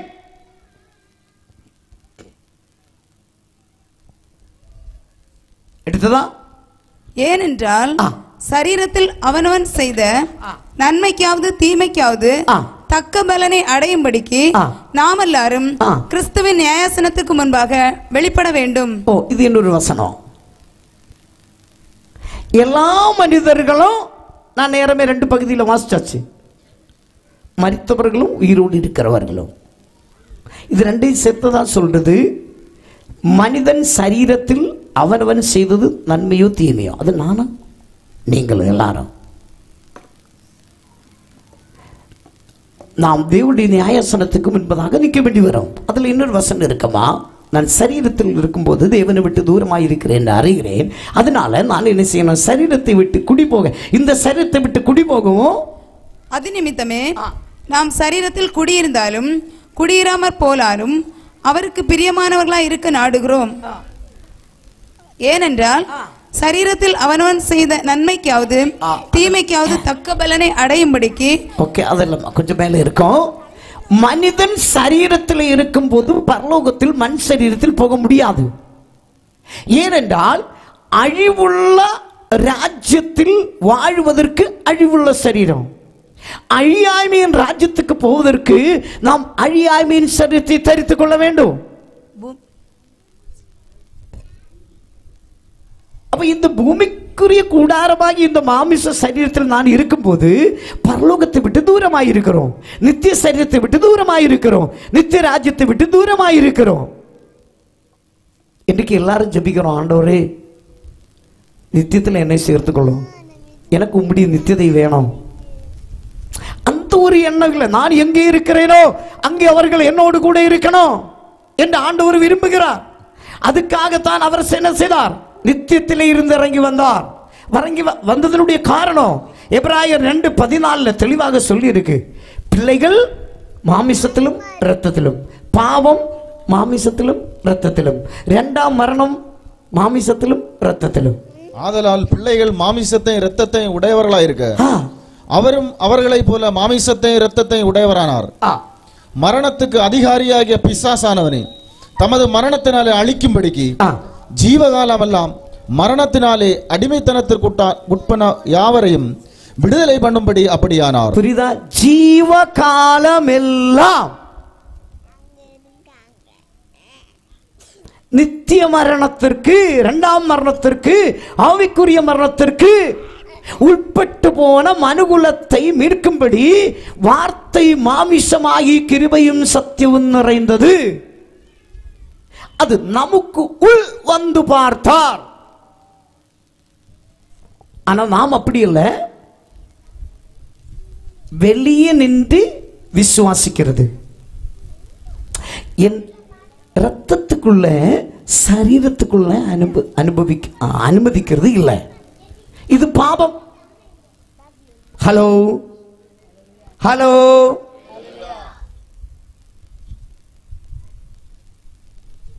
இது பாவம் என்று யாருக்கும் உணர்ந்து கொள்ள முடியவில்லை.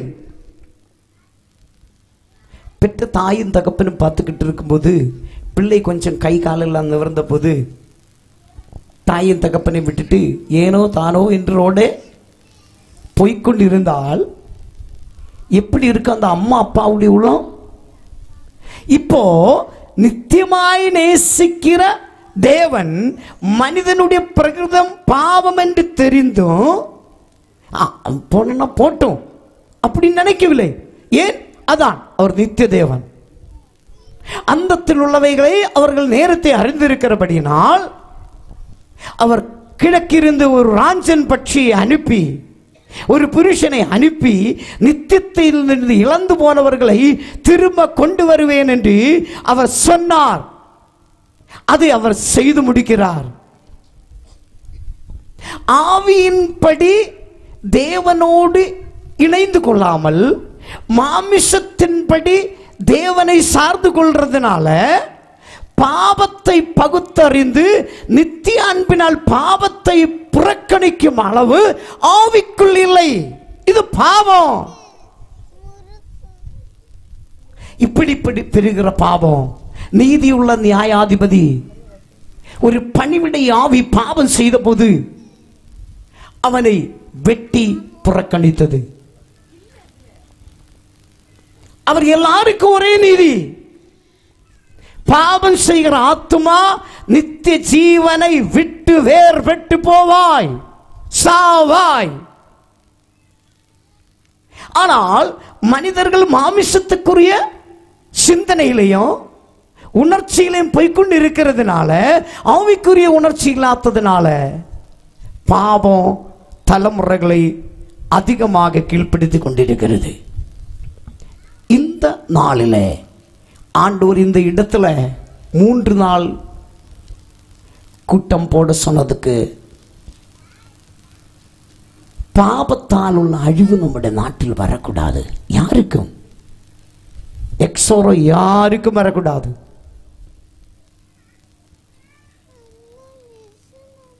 ஒரு ஆள் நல்லா இருந்தா நம்ம கொஞ்சம் தண்ணி தரணும், குடிக்கலாம். இந்த ரோடு எங்கே போகும்? இந்த வழி தான் போகும். அது இன்னிடத்தில் செல்லும். ஒருத்தருக்கு ஒருத்தர் உதவியாக இருக்கிறோம். ஆனால் ஆவியின் ஒற்றுமையில் சமாதான கட்டினால் ஆவிக்குள் வாழுவதற்கு முடியாமல் இருக்கிறது. இதுக்கு காரணம் ஐசையா தீர்க்கதரிசி 14வது அதிகாரம்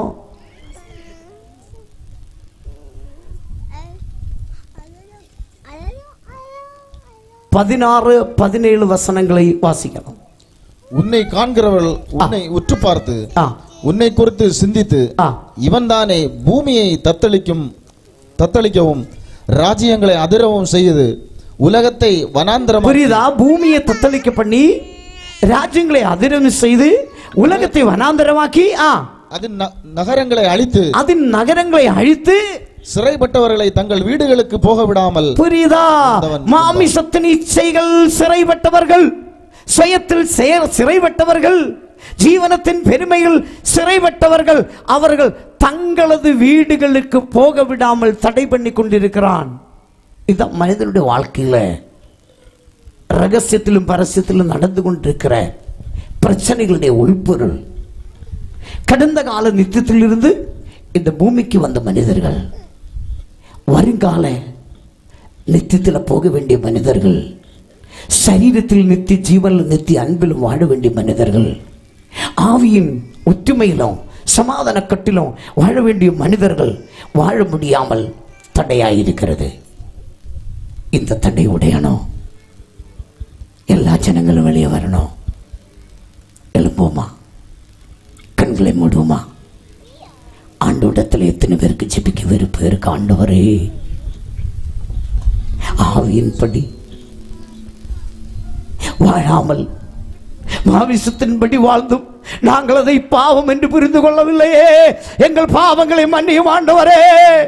மாமிசத்தின்படியான வாழ்க்கை பாவம் என்று புரிந்து கொண்டு ஆவியின்படி வாழ எங்களுக்கு கிருபை இறங்கும். எங்கள் பிள்ளைகளுக்கு கிருபை இறங்கும்.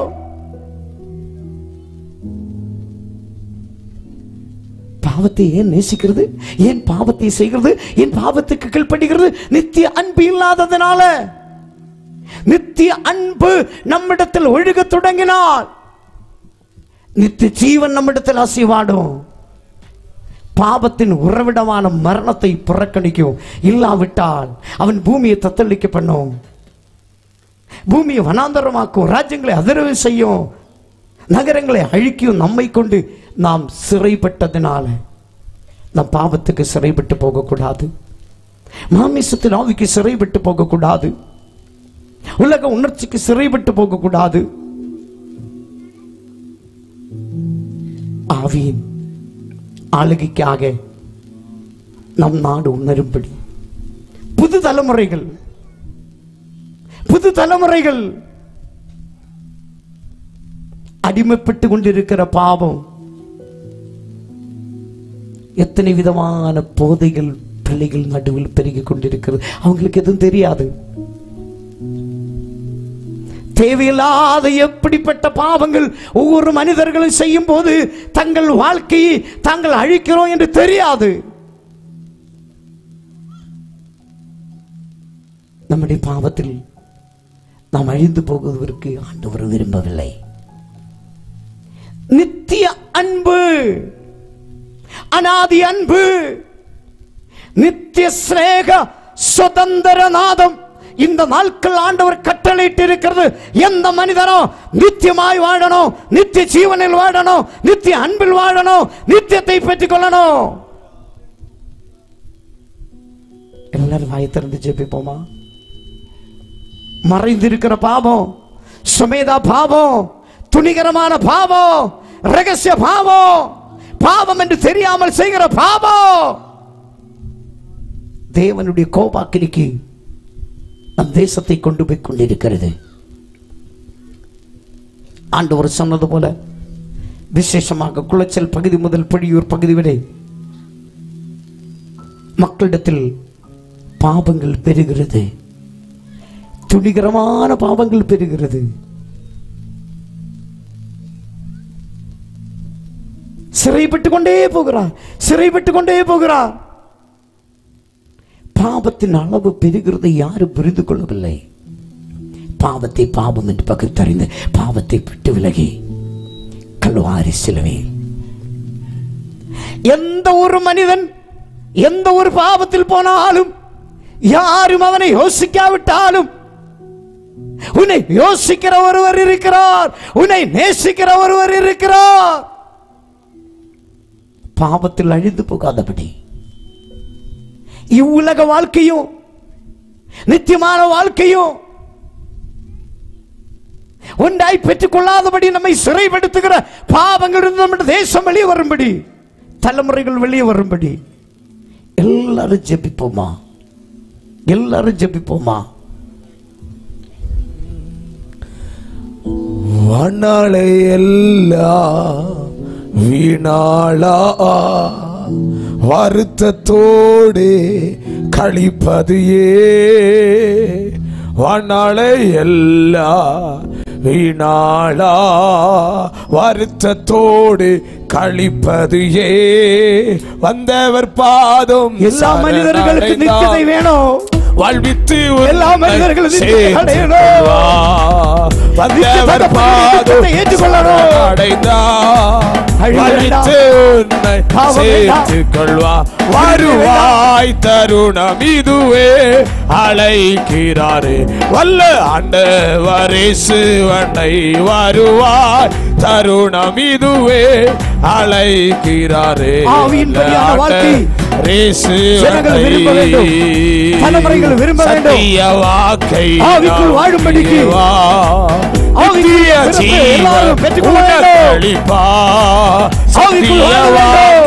நம்பியவா நித்திய ஜீவ உனக்களிப்பா உன் பெயர் ஜீவ புஸ்தகத்தில் உண்மையா என்று எழுதிடுவா.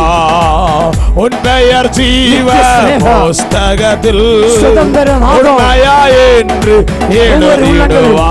வருவாய் தருணம் இதுவே அழைக்கிறாரே வல்ல ஆண்டவரே சிவனை வருவாய் தருணம் இதுவே வல்ல ஆண்டவரே சிவனை. கட்டின வீடோ நிலம் பொருளோ கட்டிடு மூச்சா உறவினரோ கட்டின வீடோ நிலம் பொருளோ கட்டிடு மூச்சா உறவினரோ விட்டு நாவி போனா அவனோடு வருவதில்லை. கொடு விட்டு நாவி போனா வருவதில்லை.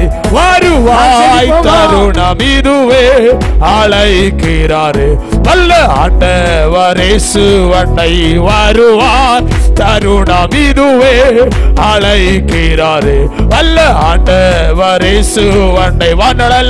வானாளை எல்லாம் வீணாளா வருத்தத்தோடு கழிப்பது வானாளை எல்லாம் வீணாளா வருத்தத்தோடு கழிப்பது வந்தவர் பாதோ சரணடைதா வாழ்வித்து உன்னை சேர்த்துக் கொள்வா.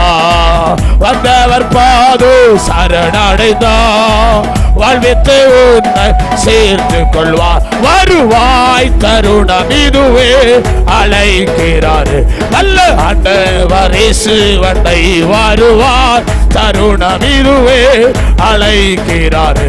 வல்ல ஆண்டவரே சிவனை வருவார் தருணம் இதுவே அழைக்கிறாரு.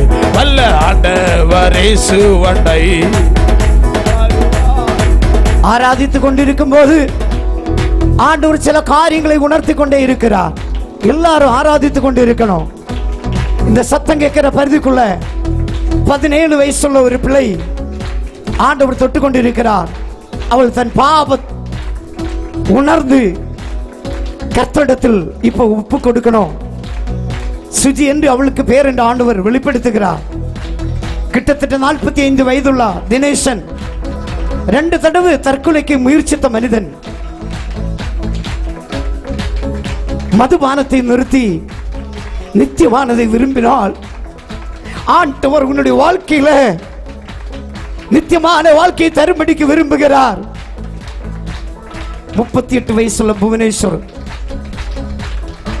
அப்படி ஒரு நபர் ஆக்சிடென்டில் அடிபட்டு படுக்கையில் இருக்கிறது ஆண்டவர் காண்பிக்கிறார். அந்த பகுதியை ஆண்டவர் தொடுகிறார். ஆக்சிடென்டில் உடைந்து போன நாடிகள் நரம்புகள் அஸ்திகள் எலும்புகள் 13 வயசுள்ள ஆர்ஷா என்ற ஒரு பெண் பிள்ளை ஆண்டவர் அந்த பிள்ளைக்குள் அசைவாடுகிற கேன்சர் நோயில இருந்து அவர் தம்முடைய தழும்புகளால் குணமாக்கும்படிக்கு விரும்புகிறார். 44 வயசுள்ள வில்ஃபிரட் கேன்சர் நோய் அதில் இருந்த ஒரு விடுதல் நித்திய ஜீவனால் நித்திய அன்பினால் இந்த ஆண்டவர் விரும்புகிறார். செல்வி என்ற தாய் யூட்ரஸ் சம்பந்தமான நோய் நிமித்தம் யூட்ரஸ் ரிமூவ் செய்ய திட்டம் போட்டு இருக்கும்போது ஆண்டவருடைய கரம் இன்னைக்கே தொடுகிறது. ஆண்டவர் காண்பிக்கிறார். எங்க இருந்தாலும் ஆவியின்படியான வாழ்க்கை விரும்புவோமா? கையில் போதை மருந்து வைத்துக் கொண்டு விஷ்ணு என்று சொல்லுகிற ஒரு மகனை ஆண்டவர் காண்பிக்கிறார். இந்த வசனத்தை நீ கேட்டுக்கொண்டே இருக்கிறார். அந்த போதை வேண்டாம் என்று நீ ஒப்புக்கொடு. ஆண்டவர் உன் வாழ்க்கை இடப்பட்டுகிறதை வெளிப்படுத்துகிறார். கடத்தால சொத்து இழந்து தற்கொலைக்காக ஆயத்தப்பட்டுக் கொண்டிருக்கிற ஃப்ரெடி என்று ஒருவரை ஆண்டவர் காட்டுகிறார். ஆண்டவர் இன்னைக்கு குணமாக்க விரும்புகிறார். பாவத்தால் அழிந்து போகிறார். இடத்துல நித்தியமான இடப்படல் வரட்டும். இந்த கேம்பஸில் நிற்கிறதுல யூட்ரஸ் சம்பந்தமான ரோகத்தால் 3 பெண்கள் இருக்கிறதை தேவன் காண்பிக்கிறார். ஆண்டவர் நிச்சயமாக உங்களை குணமாக்க விரும்புகிறார். பிள்ளை பாக்கியம் இல்லாமல் இந்த கேம்பஸில் ஒரு குடும்பம் இருக்கிறது. தேவனா குடும்பத்திற்காக தன் கிரியை அனுப்ப விரும்புகிறார். எல்லாரும் திருமணம் நடக்காமல் பாரப்படுகிற அனுபவமா என்ற ஒரு பெண் பிள்ளை ஆண்டவர் காண்பிக்கிறார். ஆண்டவர் உனக்காக ஏற்ற துணையை உண்டு பண்ணும்படி விரும்புகிறார்.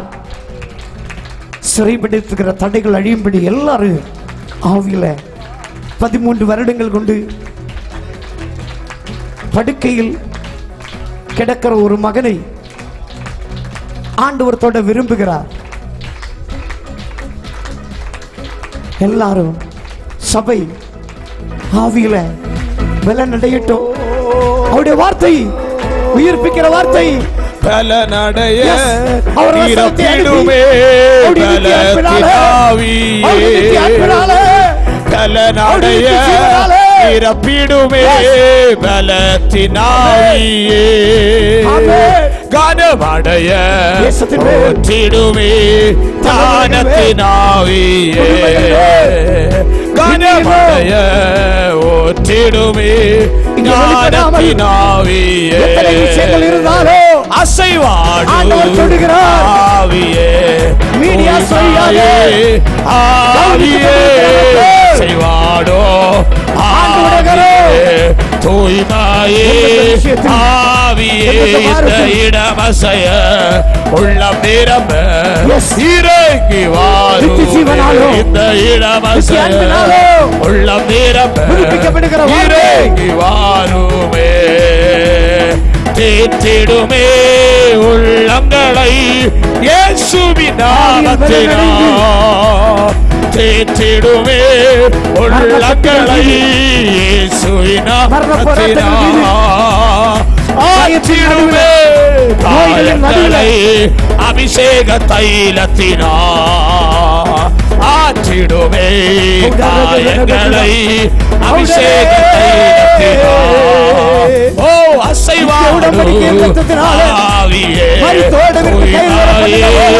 ஆவியே அசைவாடு ஆவியே தூய்மையே ஆவியே இந்த நித்தியமாக பெற்றுக் கொள்ளும்படி இந்த இடமசைய உள்ள தீரம்ப இறங்கி வாருமே இந்த இடமசைய உள்ளம் நிரம்ப இறங்கி வாருமே இந்த இடமசைய உள்ளம் நிரம்ப இறங்கி வாருமே இந்த இடமசைய உள்ளம் நிரம்ப இறங்கி வாருமே இந்த இடமசைய உள்ளம் நிரம்ப இறங்கி வாருமே இந்த இடமசைய மக்களுக்காக இறங்கி இந்த இடமசைய வாழ்க்கைக்கு நித்திய பாவக்கட்டுகளும் உள்ள தீரமே இந்த இடமசைய உள்ள தீரமே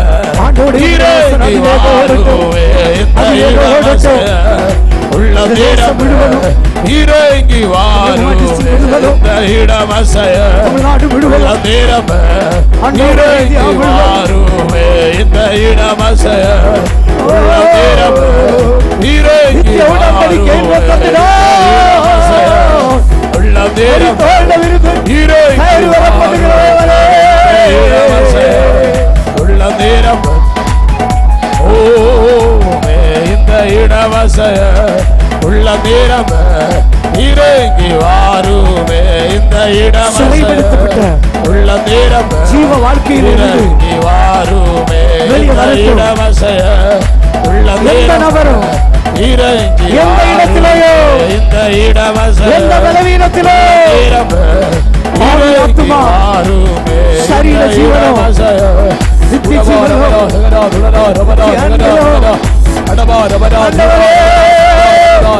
பாவம் வேண்டாம், வாழ்க்கை வேண்டாம், பாவப்பிரமாணம் வேண்டாம்.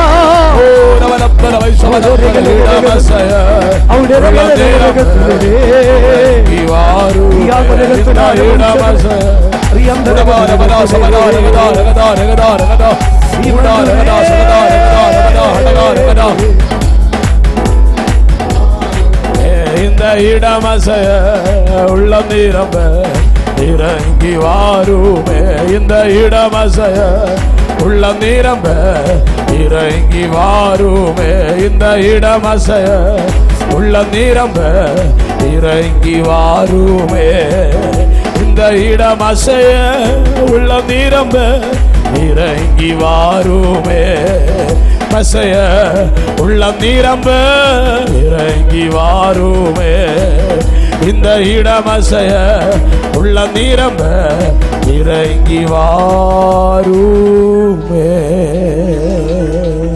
இனையோ சித்தீரே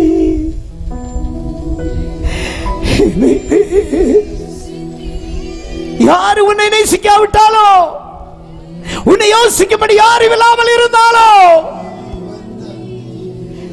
நான் நீ பிறப்பதற்கு முன்னவே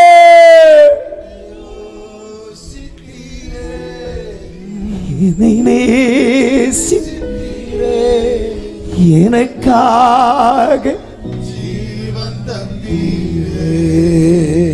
தடுமாறும் கால்களை கண்டே கண்கள் குலமாகி நான் பாவம் அறியாதிருந்த போதோ நான் பாவம் செய்யும் என்று அறிந்து நித்திய அன்பினார் உலக தோற்றத்திற்கு முன்புண்டான அன்பினார் அவன் நமக்காக மரித்தார். குருதி சிந்தி பாடுபட்டு மறுதளிக்கவில்லை, மரணம் சூழ்ந்த நேரத்திலும் விட்டு கொடுத்ததில்லை. எந்த நிலைமையில் இருந்தாலும் ஒருவேளை ஒரு சில காரியங்கள் ஆண்டவர் இங்கே வெளிப்படுத்தினது, ஆண்டவர் இம்மட்டுமா வெளிப்படுத்தும் என்னை காண மாட்டீரோ? இல்லவே இல்லை. அவர் எல்லாருக்காகவும் மரித்தார், அவர் எல்லாருக்காகவும் மரித்தார். விட்டு கொடுக்க அவர் உலகத்துக்கு பாவங்களை மீறுதலை கணக்கிடாமல் ஒப்புரவாவதில் ஊழியமாக இன்று இரவில் அவர் இறங்கிக் கொண்டிருக்கிறார். இரண்டல் பாவத்தில் நாம் அழிந்து போகிற ஆண்டவர் விரும்பவில்லை. கூட வந்தீங்க உதவல என்ன கண்டீங்க, விட்டு கொடுக்கலையே மனுஷங்கையிலும் சத்தாங்க விட்டு கொடுக்கலையே.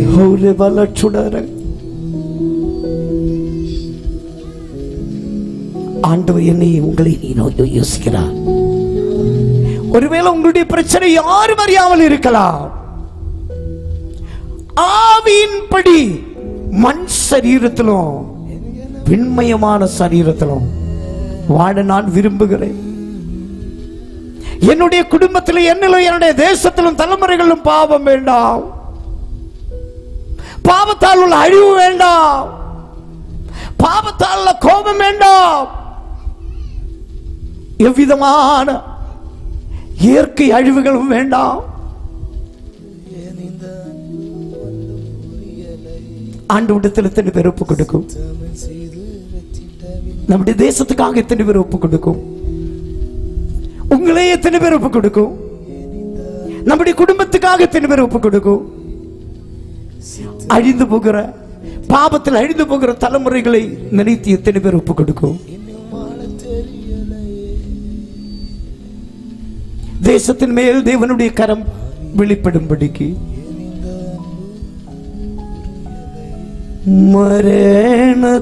மரணத்தால் மறையாத்த மகள் ஸ்நேக பிரபயா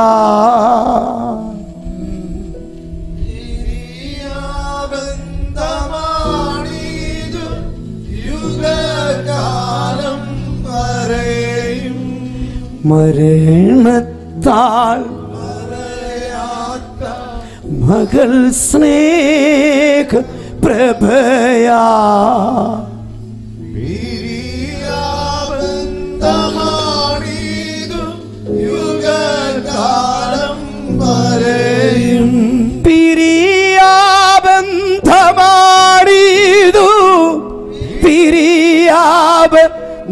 பிரியாபந்தமாடிது பிரியாபந்தமாடிது யுக காலம் வரையும் மகள் ஸ்நேகம் மகள் ஸ்நேகம் பரலோக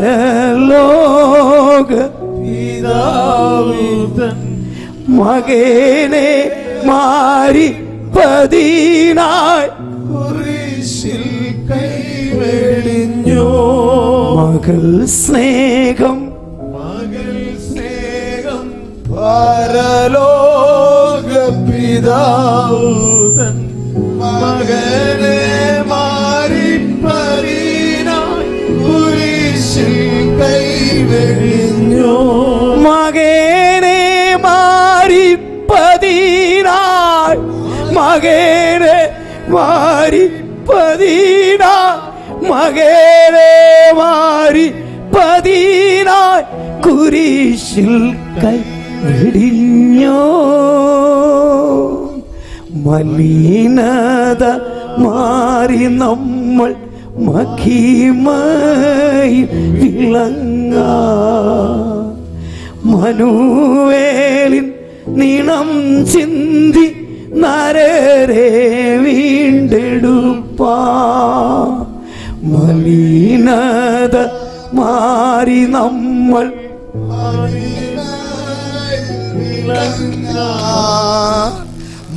മനുവേലിൻ നീണം ചിന്തി നരരെ വീണ്ടെടുപ്പാ മനുവേലിൻ നീണം ചിന്തി മനുവേലിൻ നീണം ചിന്തി മനുവേലിൻ നീണം ചിന്തി നരരെ വീണ്ടെടുപ്പാ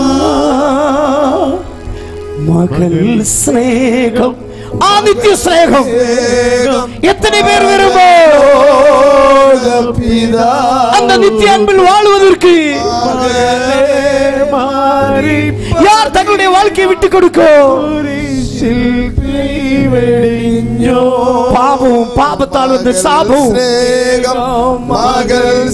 சாபத்தால் வந்த அழிவும் சிறைப்படுத்தி சிறைப்படுத்தி சிறைப்படுத்தி கெடுக்கிற சிறைப்படுத்துகிற அந்த சிறைப்படுத்தலை மீறும்படிக்கு மகனே மாறி பதினாய் மகனே மாறி பதினாய் மகனே மாறி பதினாய் குரிசில் கைவெடிഞ്ഞோ உலக ஸ்தாபனத்தின் முன் ഉളവായൊരൻപാ തിരഞ്ഞെടുത്തവൻ നമ്മെ തിരുമുൻപിൽ വസിപ്പാ ഉലക സ്ഥാപനത്തിൻ മുൻ ഉളവായൊരൻപാ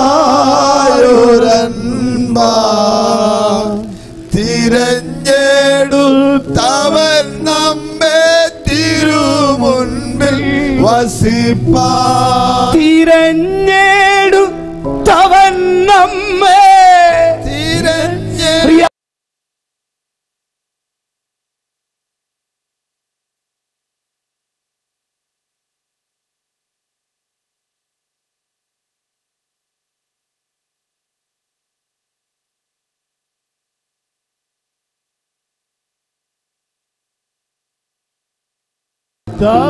ആരും നിന്നെ തിരഞ്ഞെടുത്തില്ലെങ്കിലും ഒരുവർ കൂടെ ഉന്നെ தெரிந்து கொள்ளாவிட்டாலோ உன்னை தெரிந்து கொள்ளுகிற ஒருவன் മകൾ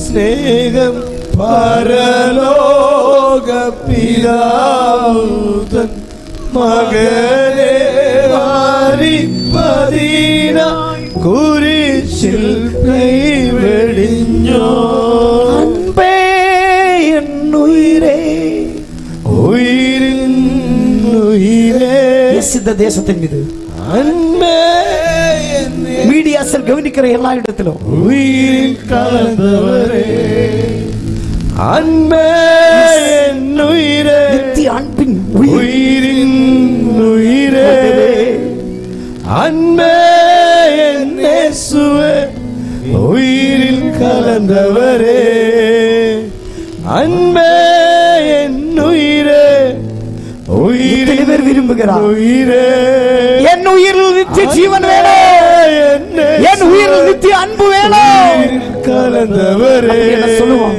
நீர் போதும் போதும் நீர் போதும் இதை விட எப்போதும் என் வாழ்வினில் நீர் வேண்டும் நீர் வேண்டும் எப்போதும் என் ஜீவனில் நீர் போதும் எத்தனை நீர் போதும் எப்போதும் என் வாழ்வினில் நான் ஆவிக்குள் வாழ வேண்டும் நீர் வேண்டும் நான் ஆவிக்குரியவனாய் வாழ வேண்டும் எப்போதும் என் ஜீவனில் ஆவியின் ஆளுகை எனக்கு வேணும் என் உயிரே ஜீவனும் நித்திய அன்பு உயிரின் உயிரே அதில் ஆத்துமா சரீர ஜீவனத்தில் என் இயேசுவே உயிரில் கலந்தவரே அன்பே என் உயிரே உயிரின் உயிரே கீழ் பூமிக்கு மேல அன்பே என் இயேசுவே உயிர் தந்தார் உயிரில் கலந்தவரே நீர் போதும் நீர் போதும்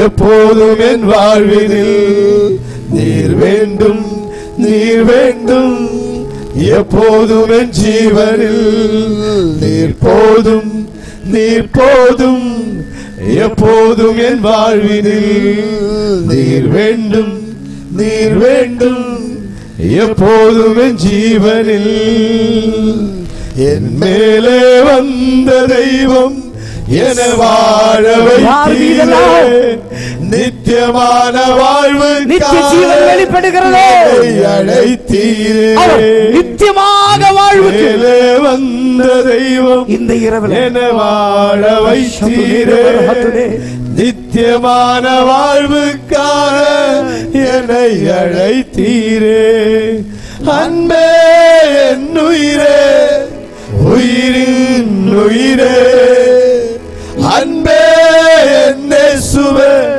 உயிரில் எத்தனை பேர் அதை ஏற்று சொல்லும் அன்பே என் உயிரே உயிரின் உயிரே அன்பே என் இயேசுவே உயிரில் கலந்தவரே நீர் போதும் நீர் போதும் எப்போதும் என் வாழ்வினில் நீர் வேண்டும் நீர் வேண்டும் எப்போதும் என் ஜீவனில் நீர் போதும் நீர் போதும் எப்போதும் என் வாழ்வில் நீர் வேண்டும் நீர் வேண்டும் எப்போதும் என் ஜீவனில் பாவியான என்னை நீ பரிசுத்தமாக்கினே பரலோக ராஜ்யத்தை உயர்த்தி நீ வைத்தீரே பாவியான என்னை நீ பரிசுத்தமாக்கினீரே பரலோக ராஜ்யத்தில் உயர்த்தி நீ வைத்தீரே அன்பே உயிரே உயிரே அன்பே என்னே சுவே உயிரோடு கலந்தவரே அன்பே என் உயிரே உயிரின் உயிரே அன்பே என்னே சுவே உயிரில் கலந்தவரே நீர் போதும் எப்போதும் என் வாழ்வினில் நீர் வேண்டும் எப்போதும் என் ஜீவனில். பிதா குமாரன் பரிசுத்தாவிய நாமத்தில் நான் உங்களிடத்தில் பேசின வார்த்தைகள் ஆவியாயும் ஜீவனாயும் இருக்கிறது என்ற வசனத்தின்படி நித்தியமான வாழ்க்கைக்காக, நித்திய அன்புக்காக, நித்திய ஜீவனுக்காக, நித்தியத்திற்கென்று இயேசுவின் நாமத்தில் இந்த வார்த்தைகள் அனைத்து தலைமுறைகள் மீதும் கட்டளையிடுகிறது, அனைத்து தேசங்கள் மீதும் கட்டளையிடுகிறது.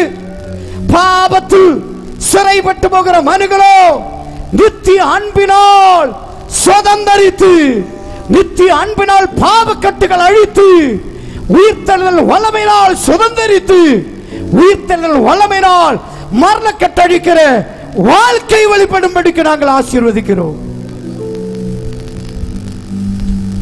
விசேஷமாக எந்த ஒரு ஜெபத்தோடு, வேதனையோடு, பாரத்தோடு ஆண்டவர் இங்கே வெளிப்படுத்தின விஷயம், அதுக்கு மேலாக யார் எனக்காக ஜெபிக்க வேண்டும் என்று கேட்டுக்கொண்டிருக்கிறதோ எந்த மனிதனானாலும் ஆண்டவரே உம்முடைய இந்த வார்த்தைகளால் குணமாகும்படிக்கு ஒவ்வொரு ஆவி ஆத்ம சரீரம் ஜீவனம் குணமாகும்படிக்கு கட்டளையிடுகிறோம்.